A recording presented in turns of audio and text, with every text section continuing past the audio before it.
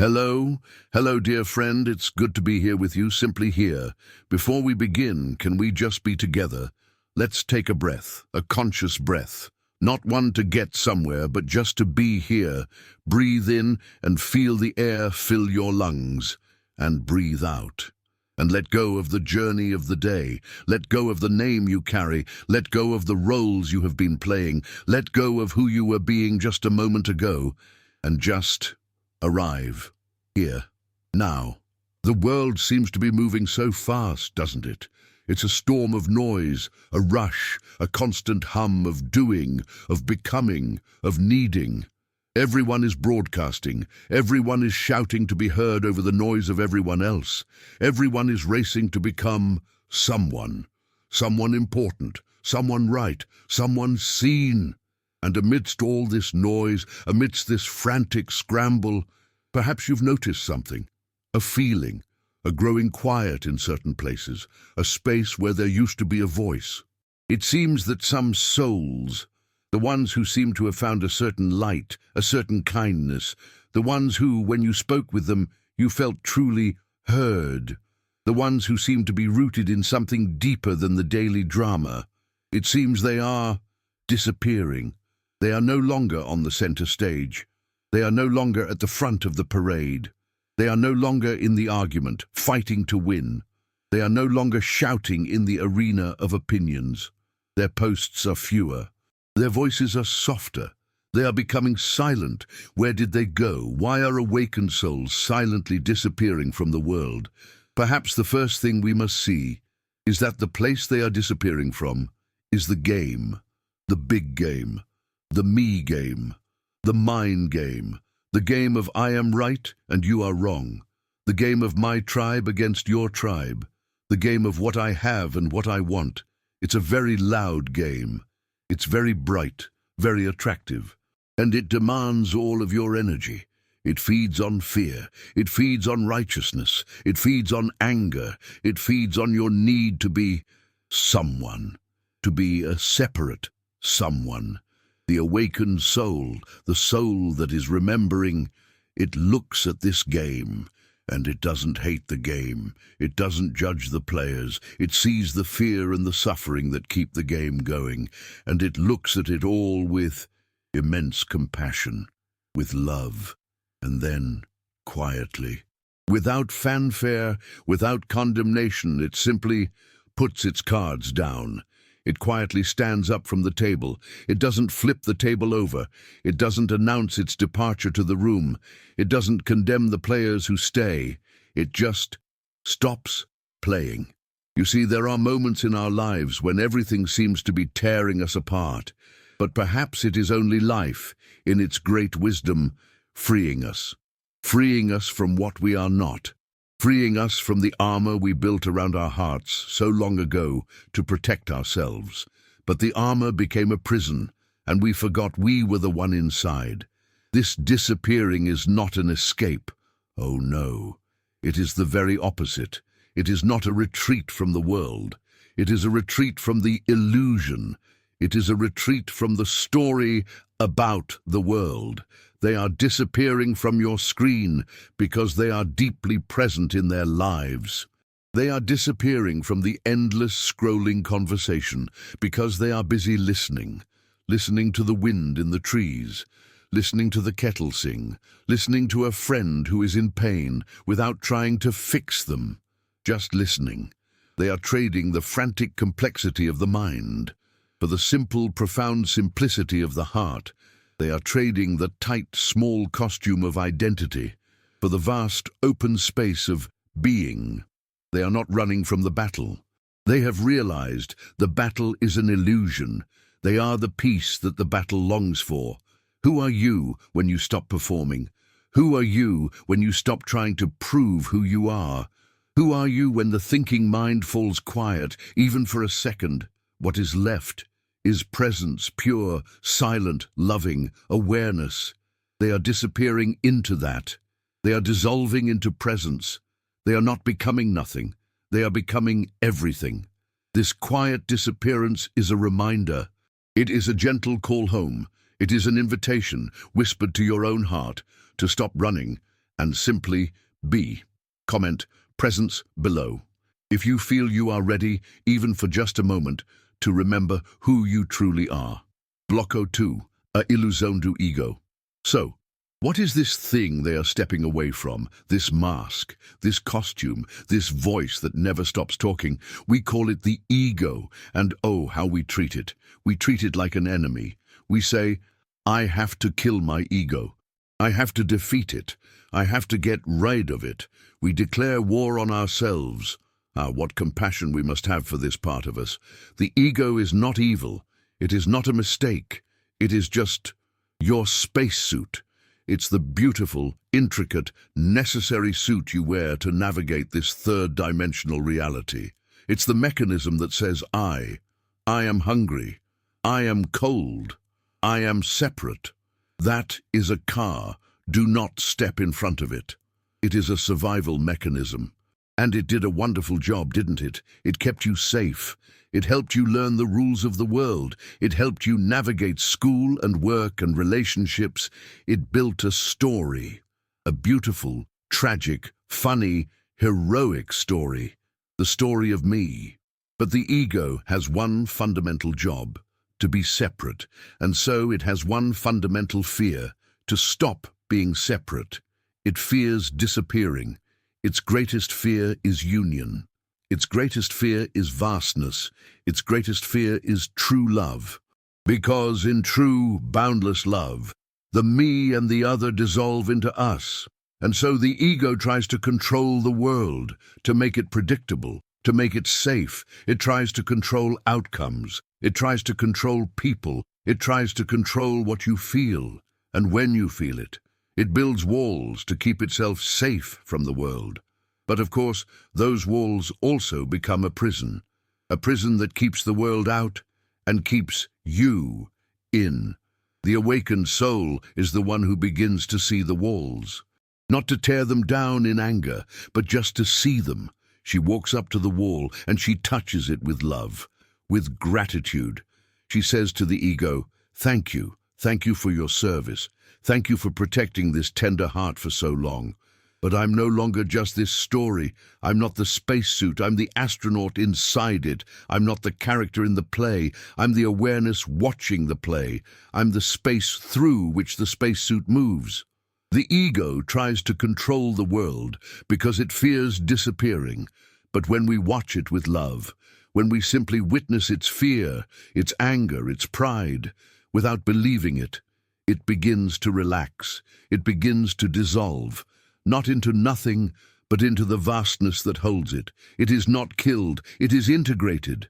It is not destroyed. It is embraced. It becomes a servant, not the master. It becomes a tool, not the user. The souls who are disappearing are not at war with their egos. They are simply stop believing in its solidity. They stop believing every single word it says, that committee in your mind, the one that's always chattering. You aren't good enough. He disrespected you. What if this bad thing happens? The awareness just listens.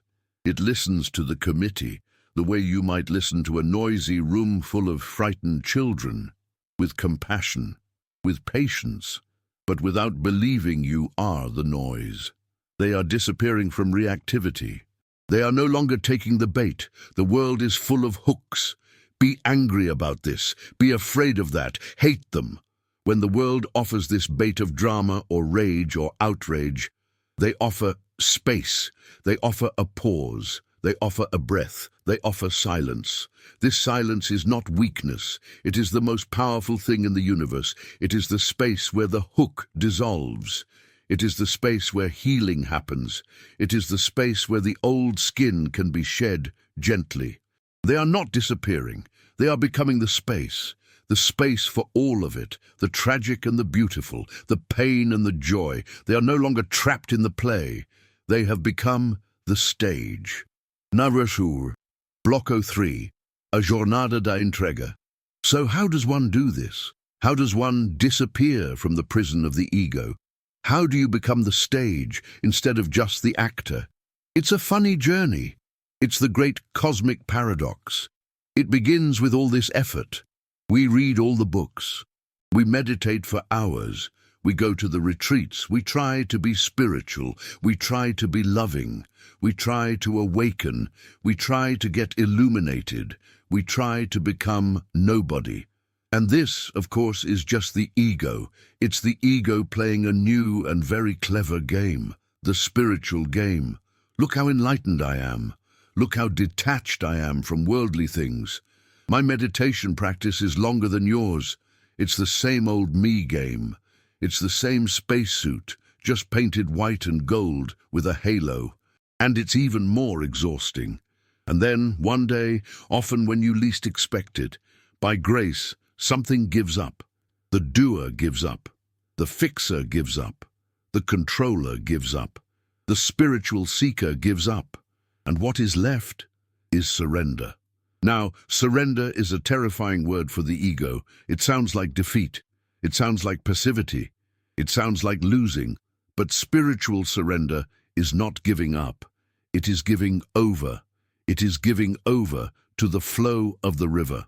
Imagine you have been in a small boat, and for your whole life you have been paddling furiously against the current. You were told you had to get upstream to success, to enlightenment, to happiness, and you are exhausted.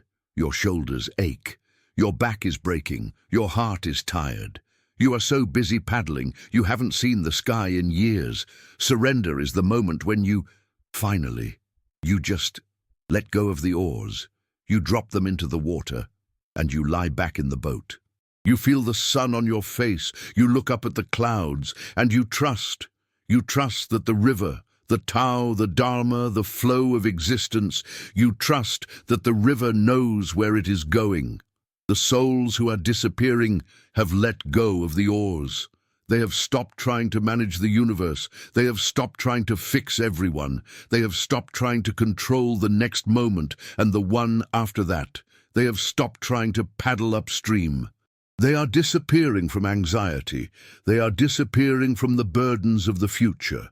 They are disappearing from the ghosts of the past. They are flowing. Does this mean they do nothing? That they are passive? Oh no, it means they are moved. The action flows through them. They become the instrument, the hollow bamboo flute. The wind of life blows through them, and the music happens. When compassion is needed, their hands move to help. When silence is needed, their mouths remain lovingly closed. When a dish needs to be washed, they wash the dish, not as a chore to get through, but as the only thing happening in the universe. They are washing the dish. They are here. They are no longer acting from, what do I want? They are acting from, what does this moment call for? What does love call for, right here, right now? They are disappearing from personal control and merging with the divine will. It is a trust, a profound trust in the process of life, trusting that even in the pain, even in the chaos, there is a loving intelligence at play. Trusting that the caterpillar knows how to become a butterfly without any self-help books. It is a deep, profound relaxing into being. If this message has resonated with the truest part of you, the part that is so very tired of paddling, subscribe and walk with us on this journey of consciousness. De Justituns, Bloco 4. O amor como natureza original. So if they disappear from the ego, and they disappear from the struggle, and they disappear from the game, para onde elas vão? What do they dissolve into? They disappear into love. Now, when we say love, the mind has such a limited file for this. It immediately thinks of romance, of poetry. It thinks of attachment. I need you. I love you if you love me. I love you because you make me happy. I love you because you are mine. This is the ego's love. It is transactional, it is a contract, and it is fragile. Because if you stop making me happy, the contract is broken. The love that the soul returns to is different. It is not an emotion that comes and goes. It is not something you fall in or fall out of. It is a state of being. It is the very fabric of the universe. It is the space in which everything is allowed to be. It is the consciousness that allows the tree to grow and the leaf to fall. It is the silence that hears the cry of pain in the world. It is the awareness that holds your joy and also holds your deepest sorrow without judgment. This love has no opposite. It is not love versus hate. It is the vast open space that contains both the feeling of love and the feeling of hate. It is the sky that holds both the storm cloud and the sunshine. It is a radical, unconditional yes to what is. And when you begin to look with the heart, not just with the eyes, there is no more me and other. There is only this love, recognizing itself in a billion different forms. When you look at the person who angers you, you don't just see the anger, you look deeper, and you see the love dressed in the tight, painful costume of fear. When you look at the person who is suffering, you see love, longing for itself, longing to come home. When you look at yourself in the mirror, with all your perceived flaws, your mistakes, your regrets, you finally see love, learning to be human, and your heart breaks open with compassion for your own journey.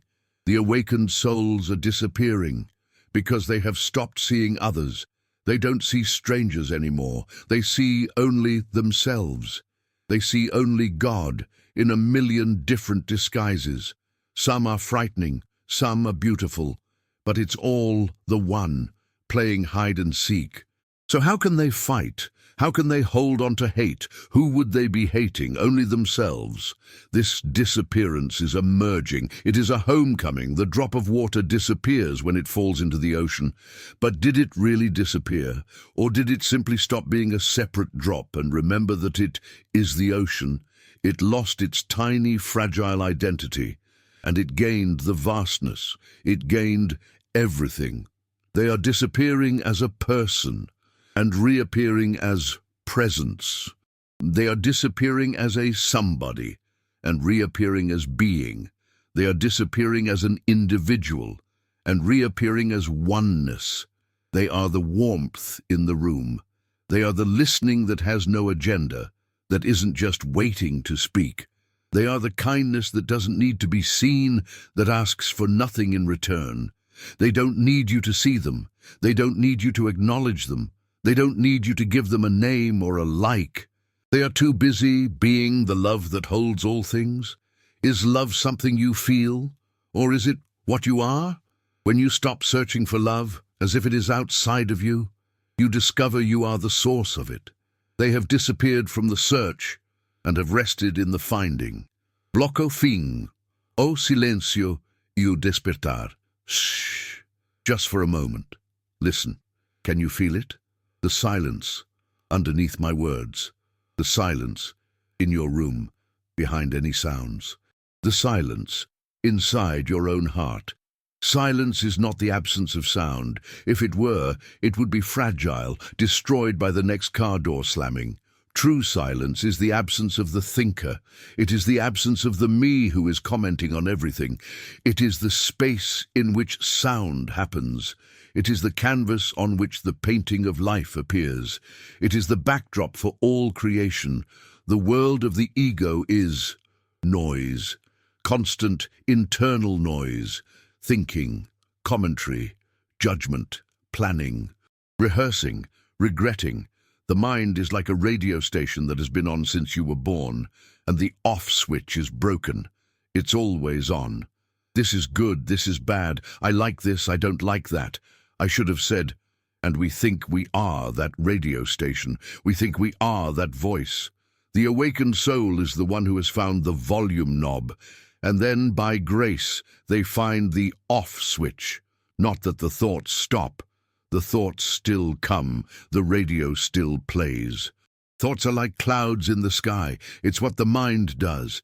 But the awakened soul is no longer in the clouds, being thrown about by the storm. She has become the sky, vast, open, clear, immovable. The sky watches. The storm clouds of anger come, and it says, "Ah, anger," and it allows them, and it watches them go. The sky watches the grey clouds of sadness come, and it says, "Ah, sadness," and it holds them in a compassionate embrace, and it watches them go. It watches the bright, puffy clouds of joy come, and it says, "Ah, joy," and it watches them go too. She doesn't cling to any of them. She doesn't push any of them away. She just witnesses with love. The souls who are disappearing have fallen in love with this silence, this inner sky. They have fallen in love with the space between the words, the space between the breaths, the space between me and you, which is not a space of separation, but a space of connection. Because in that silent space is everything. There is peace, there is God, there is home. They have disappeared from the non-stop, compulsive chatter. They no longer feel the need to fill every moment with words, with opinions, with noise. They are not afraid of silence in a conversation. They are comfortable in just being with you. To sit with a person like this is profoundly healing. They don't tell you what to do. They don't try to fix you. They don't give you their opinions. They simply meet you. They meet you in that silent space, and in their silent, loving presence, you suddenly have permission to be silent too. And in that shared silence, you remember who you are. You remember your own inner sky. They are disappearing from the stage and have become the loving audience. They are sitting in the dark, watching your play, and they are applauding your journey. They are holding the space for your own awakening. Their silence is not empty. It is not cold. It is full. It is full of love. It is the home from which you never, ever left. Blocko 6. O retorno ao agora. So, you see, they haven't gone anywhere. That is the beautiful, profound, cosmic joke. They haven't disappeared from the world. They have disappeared from the story. And they have finally, fully arrived in the world. For the very first time, they are totally here. They have disappeared from the past. They are no longer dragging the heavy chains of who I was and what happened to me. The story is gone. They have disappeared from the future. They are no longer living in the breathless anxiety of what will happen and what if. The fear is gone. They have disappeared out of the imaginary world of past and future and into the only place that has ever existed. The now, here, this. Where do you find them? You don't find them on the great stages, taking a bow, seeking applause. You don't find them building monuments to their own enlightenment. You find them in the garden, with their hands in the earth, marveling at a new leaf. You find them at the grocery store, looking the cashier in the eye and smiling, really smiling. You find them in the hospice, sitting quietly, holding the hand of someone who is leaving this world. You find them washing the windows and being completely one with the washing of the windows. You find them laughing with a child. You find them in the mirror. When your own mind is quiet, when your own eyes are clear, there they are. It's you. They are the non-anxious presence in the room. They are the calm in the middle of the storm. They are the listening that has no agenda. They are the quiet smile that expects nothing. They are not disappearing. They are integrating. They are not separating. They are uniting. They are no longer a person acting upon the world. They are life itself, living through a person. They stopped trying to change the world and instead simply began to love it, to love what is. And in the mystery, by simply loving it, the world is changed, because the world is just a reflection of our own consciousness. There is nothing you need to become. There is nothing you need to get. There is only what you need to stop pretending not to be. You are not the story. You are the awareness that is lovingly watching the story. You are not the cloud. You are the sky. The silent disappearance of awakened souls is just the sound of their feet finally touching the ground. It is the sound of them finally arriving home, here, now. Where else could we possibly go? Where else is there to be? This is it. This is home. Thank you for sharing this silence with me. Thank you for being here. The journey is only a remembering, a remembering that love is what we are, and now is all there is. Subscribe and turn on the notification bell. Follow along with us. Every meeting is just a reminder that now is home. Be love. Be here now. Namaste.